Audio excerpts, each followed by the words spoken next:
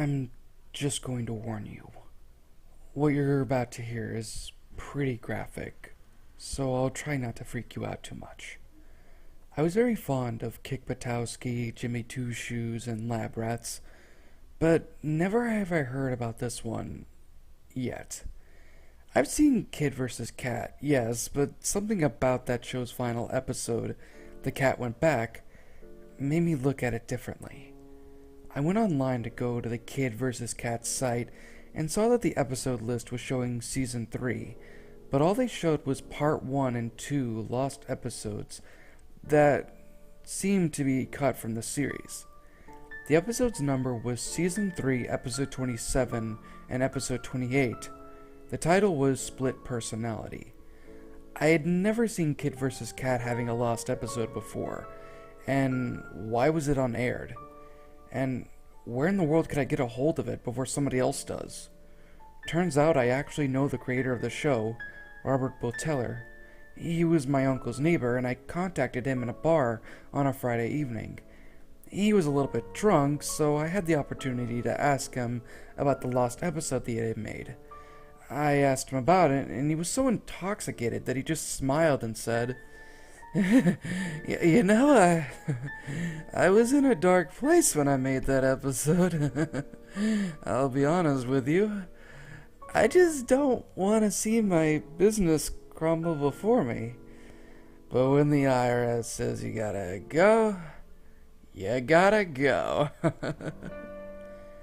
I asked him if he could give me any more details about how to get the episode in my possession, and he just wrote something down on a piece of paper and handed it to me. I looked, and it was a download link, which I'll not mention due to reasonable reasons I'll explain in the end. I went home after drinking a few shots with Rob and typed the link into my laptop. As I did this, my computer went insane. It was the worst virus since the creation of technology. After doing the painstaking process of rebooting my laptop, I typed the link in my computer again, and what do you know, it finally worked. All I saw was a black screen with a wall of purple text, and under the text was a link.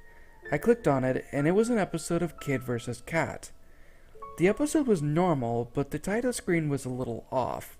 It showed Coop and Kat staring at the viewer, looking upset, with eyes narrowed. But that wasn't the strange part. It showed Coop's left side and Kat's right side all together, as if it was a half-and-half portrait in a dark and light background. Of what looked like heaven and hell, I guess. And the music didn't help at all. It was a creepy song played by a violin and a piano, and Kat's side was holding a hatchet, so it looked like the two faces were on separate sides. But the line in the middle was making it look different. The show started with Cooper walking to school, all forlorn. He talks to himself, but what he says was depressing and sad. I can't take it anymore. Everything I do is wrong in their eyes. It's almost as if Bootsville hates me in general. I mean, what did I ever do to them? As Coop says this, he sees the school and glances down at his feet. I can't help it if I'm right about Kat being an evil alien. Every time I fight him, I get more and more punishments. It's almost like his life goal is to drive me up the wall. I just don't want to deal with Kat anymore.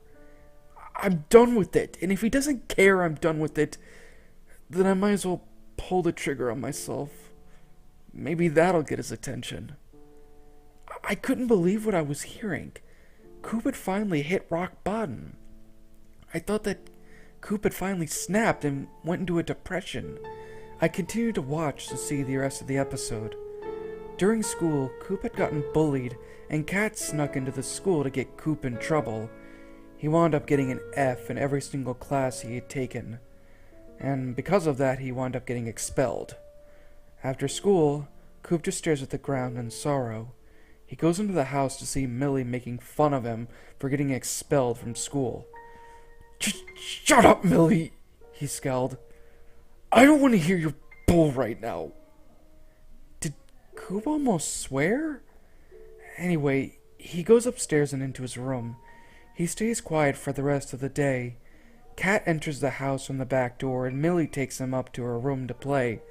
Bert calls Coop to ask him about him being expelled. He was about to tell him about Kat in school, but he just told him that he would never believe him anyway about Kat. Nobody ever did. Cooper, you know that I love you, but what you say about our cat is lies. So, everything I say, like how it's scrape a knee, it's just for attention? Coop snaps. Do you have any idea how hard I've tried to protect you and this family from that purple goon? How I sacrificed my life for this town? If those were just to seek attention and make it all about myself, then you need to open your eyes. Tears are welling up in Coop's eyes. Son, Bert says, I know when you're lying to me. It's not alright to blame the cat for your mishaps. Mishaps? Mishaps? Mishaps? Coop screamed. Are you drunk? I should have gotten a humongous thank you. But no. You had to stab me in the back and force me to be broken glass. Bert began to stutter in disbelief. Force feed you? Coop, that's not what happened. We saw you hurting Mr. Cat. That's it. Now you stop yelling at me and promise you won't blame the cat for your misbehavings.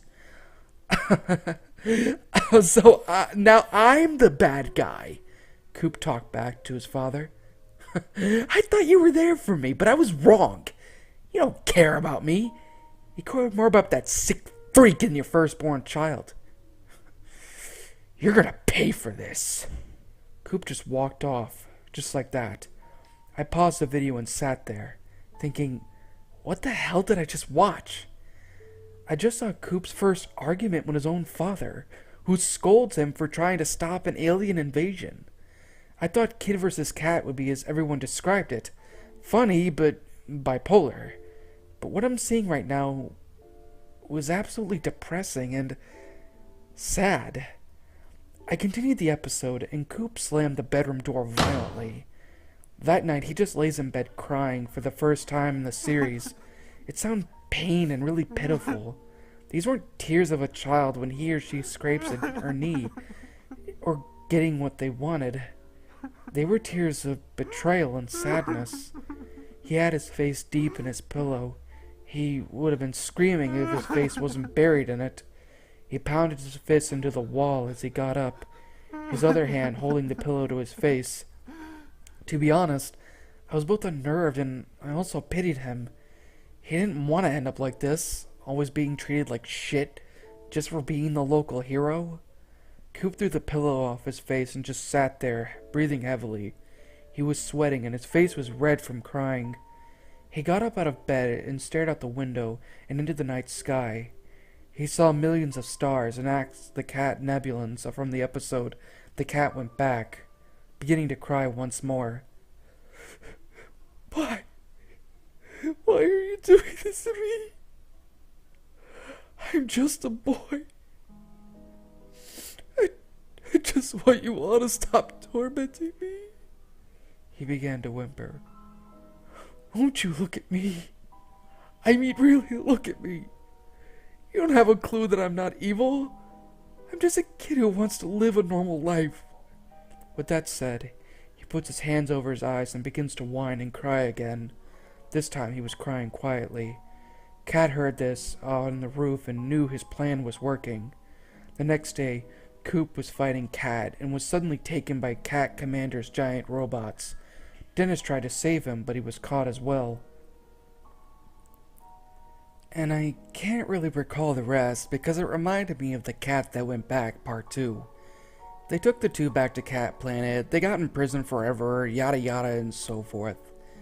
Like I said, I didn't really want to go into any details on this one, so let me get to where it ends. And it's by far the most shocking. As they broke out, Coop and Dennis stumble upon what is the most damning thing I've ever seen in a kid's cartoon. They went inside a lab on how to make all Cat Nebulan soldiers. What is this place, Coop? Dennis asked in terror. I don't know. Maybe this is how these evil cat creatures are generated, I guess, Coop explained. Coop looked at the robotic skeletons of cat nebulans and a glass jar of cat nebulan's skin. It looked more the light purple liquid with dark purple spots on it. Dennis clearly wanted out of this place as soon as possible. This place is giving me creeps. Let's just go. Wait, maybe there's a camera here, Coop said. If we get a photograph of this weird laboratory, maybe Boots will finally believe us. Dennis gasped. That's a good idea, Coop. But as they searched for a camera, Cat pounced on them and a fight broke out. Cat's armada and the rest of the soldiers joined the battle, but as the fight escalated, Cat grabs the jar of Cat Nebulan's skin and gets into a throwing position. Cooper, look out! Dennis called out in a panic. Cat goes to throw it, but the lid of the jar was off during the fight, with Cat bumping into the table. Cat throws the skin on the right side of Coop's face as the jar hits the wall behind him, and Coop lets out a gut-wrenching scream as his skin burned into his flesh. All the characters were backing away in shock, and so was Cat, who had finally realized what he had just done. Cooper continued to scream and writhe in pain as his skin steamed and contorted the right side of his head and upper body into what I can recall as just like the right side of Cat's head. Coop accidentally knocked himself out by ramming his head into a wall, and part 1 ends. I just sat there dumbfounded. I couldn't tell what I just saw, but I had to press on, so I watched part 2. Coop was in a hospital bed. He was gladly back on Earth with Dennis, who was unharmed. Coop had been in a coma since the incident, and Bert was there, and so was Millie. This is when things started going down. Bert was arguing with the medical professionals about something. Coop can hear them, though, through the right ear, of course. He heard his father arguing about Coop and Dennis blaming Cat again for starting a fight with gangs. You mean to tell me that my son was getting into it with some gangsters, and he blamed our cat for it? He hollered. That's what the young aging kids told us, answered the surgeon. Bert turned to Dennis and said, I'm calling your dad. And you, Coop, when you wake up, you're grounded for a month. And I don't care if it's a month. You're not going to rebel against your own father. Coop was hearing all of this while still in his coma. Inside, he was a boiling cauldron of anger and hatred. He wanted to scream, Shut the hell up! But he couldn't. He wanted it all to soak in. After absorbing all the anger and negativity for a nice long week, the doctor was ready to remove the bandages. Alright, let's hope it's not too bad, said the doctor. The doctor snipped at the bandages with a pair of scissors and let them fall off of his face. Then Bert was in absolute shock, was on the verge of fainting, and Dennis jumped out of his chair in a mass hysteria. I couldn't tell what Coop looked like since it was all in Coop's point of view. What happened to my face? Coop asked, trying to figure out why they were suddenly panicking. Coop rushed into the bathroom and turned the lights on, and I saw it. His right side of his head and upper body. It was now just like Mr. Cat's. Coop just looked and touched his right cheek. It had a wrinkly feel to it now. Dennis put his hand on Coop's shoulder. Coop, it's not that bad. Come on, man, cheer up. Coop suddenly glances at Dennis and says in a snarling voice, Why should I be cheery? He got what he wanted. Dennis jolted back. Coop, are you... Okay? I'll be okay when I wrap my hands around that little brat's neck for bringing that psychopath into my life. Coop shakes his head and asked in his normal voice, What was that? Dennis backs away and says, Okay, that was odd. Bert sees this but pays no heed. Coop, do you know why I'm disappointed in you betraying me last night? He asked. Let me guess, I'm grounded, aren't I? Coop asked. For a month. A month? Coop gasped. Why? For snooping off in the middle of the night and leaving me to call the police for you to wind up like this. Suddenly, Coop again spoke in that grim, dark voice. Couldn't stand to bear the truth again, huh, Dad?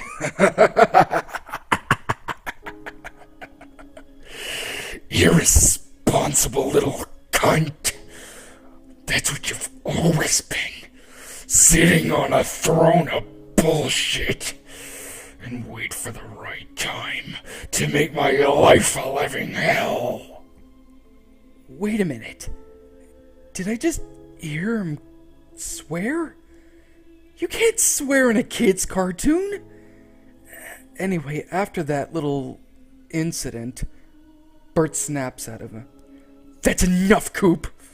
I do not tolerate this kind of attitude. You're grounded. Do you understand? Fuck you, Four Eyes. That's it, Cooper. When we get home, your mouth is getting washed out with soap. Don't forget to put my dick in yours, too, while you're at it.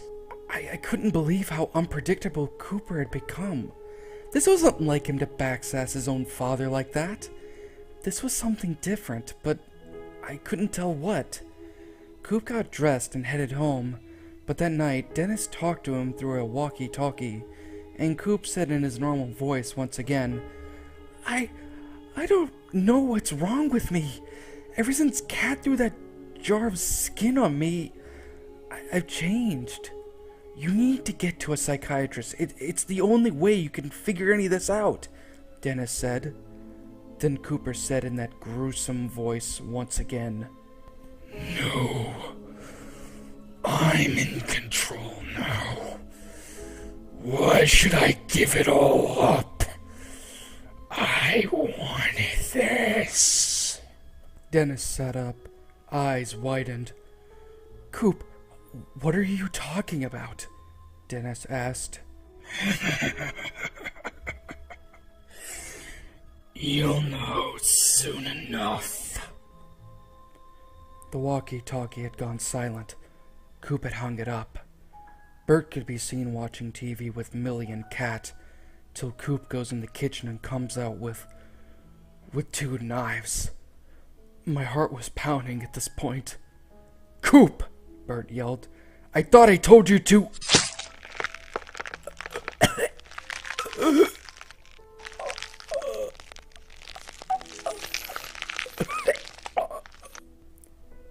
Coop stabbed Bert in the gut with one of the knives, and stood there cocking his head left to right, showing him what once was a sweet innocent boy from Bootsville to the deformed ghoul that stalked the shadows. By now that song from the title card started playing again in the background. Cooper! Bert yelped in horror. Why did you do that? Why? Stop him, Daddy! Millie yelled. Bert tried to convince Coop to put down the knives. Kat could be seen cowering before Coop as he sees what he's about to do to Bert, realizing that Coop had gone insane. Kat started it! You must have known that. But obviously you ignored it. He was tearing me apart, but you ignored it. I get the pain and misery, but he gets to go free. Why? So that he would fit in? Bert started trembling and begged for his life. We were just trying to make Millie happy. Oh, Coop, please, no. Coop just creeped closer to his cowering father and waves a knife around him. That's what you always do. You always think of her. You never thought about me. Where do I come in? When do I spend my quality time? When? I trusted you, you hear me? I'm a freak because of you. Look at me, Dad. This happened under your watch. And you call yourself a father? I just screamed for Coop to stop.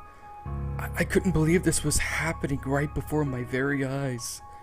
Anyway, Bert's still cowering before his maniacal son, and still had the stab wound in his stomach, says to him, I was busy.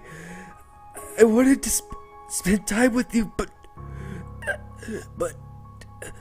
please, let me get you some help. You need mental help. Coop began. Let me give you some advice.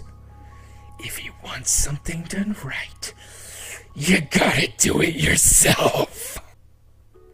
Coop jams the knife into Bert's chest over and over and over, till there was nothing but gore and blood forming a pool of crimson red all around him. Coop had murdered his own father in cold blood. Now I was practically screaming, "Oh my gosh, what did you do?" Millie just sat in the corner and started crying, and Kat ran upstairs and hid in Millie's closet. Kat could hear Millie's loud screams as Coop gutted her as well. All he could hear was the two yelling and screaming, Coop cursing and spitting, and Millie begging to be spared. But Millie fell on deaf ears. He could hear footsteps coming up the stairs and onto Millie's room. Kat cried and prayed obviously to God to forgive him for every sin that he had committed in the book. Then the closet door swung open and Kat screamed. And then it was nothing but a freeze frame of Kat screaming at the top of his lungs as he was about to be slaughtered. A red text box appeared that read, "No man can hide from his fears, as they are a part of him. They will always know where he is hiding." Then the episode faded to black. I was obviously angry at this. I got on my phone and demanded Rob to know what the hell was going on. But he hung up and was nowhere to be seen or heard. So I got into my car and sped to Rob's house. I banged on the door and waited for him. No response. So I kicked the door down. Stupid, but I was too much of an emotional wreck to know that those kind of things were illegal, and searched for Rob. But as I entered the office, I rushed in and found him dead. He had committed suicide with a shotgun in his mouth, blowing his brains out. Now I know why Kid vs. Kat wasn't making any more episodes. I contacted his wife, who was in the grocery store while the suicide occurred, and she said the most damning thing I'd ever heard. She told me that the lost episode actually did air, and every parent saw it, including their children.